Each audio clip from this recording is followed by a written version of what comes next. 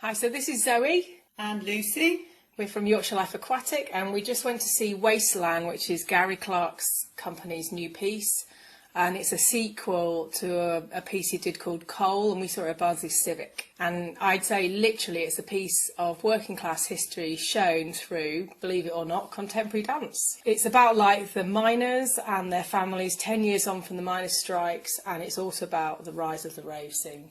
So I've seen lots of Gary's work before, and this wasn't one to disappoint at all. It was brilliant, so emotional and powerful. I really loved the segues from scene to scene, and the choreography and the energy of the dancers was incredible. I was like exhausted watching. But what did you think, Lucy? Well, I'm not a dancer, and to be honest, I was a little bit scared about going to see contemporary dance because I thought it might be a bit boring. I was very wrong. It was absolutely fantastic. I think, well, it's the best. I have seen bits of dance before. It's without a doubt the best piece of dance that I've ever seen. So I would advise anyone to go and see it. It's like Zoe said, it's amazing.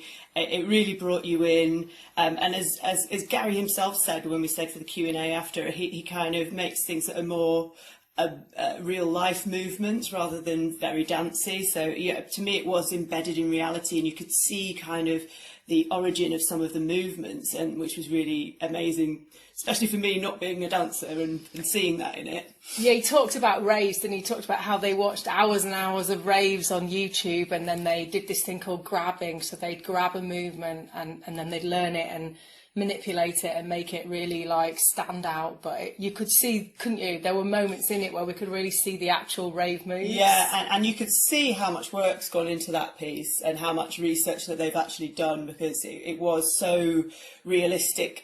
I have been, even though I'm a bit young, I have been to a few all-night parties, I suppose, that are similar to the rave scene, but a bit later, and kind of the flow of the scene just really kind of took me back. I could have been kind of right there. The emotions and the physicality of actually watching that kind of made my heart beat, and it kind of took you on a bit of a physical and mental roller coaster. It was amazing. I kind of actually at the end wanted to get up and join in.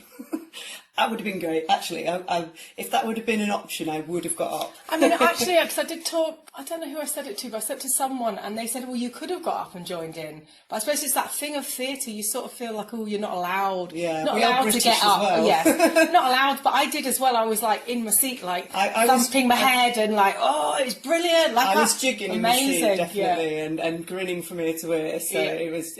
It was amazing. Well done to the performers, because wow, they worked hard.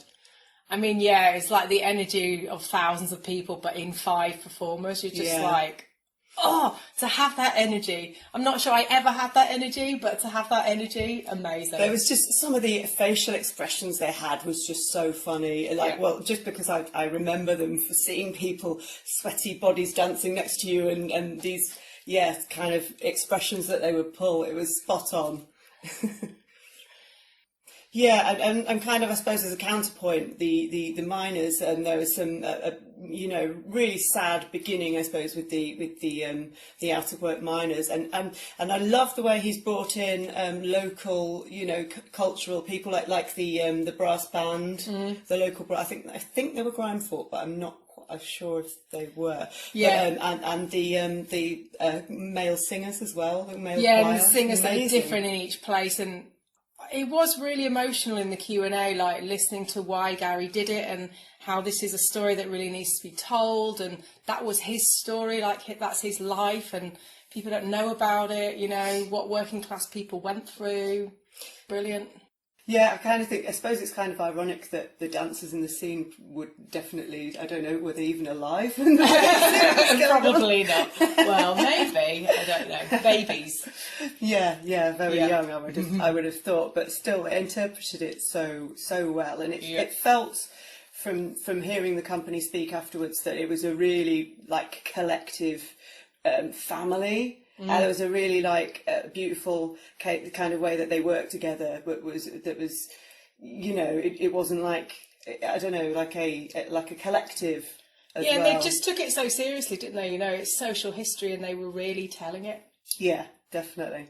Yeah, one of the things I really loved was those riot shields. They were just brilliant. The use of Jimmy Corty's riot shields of the KLF kind of fame as well, which are a very iconic kind of imagery, and kind of at the end of the rave scene, it did take you to a political place, and I think that was really needed, and it really worked going into that scene.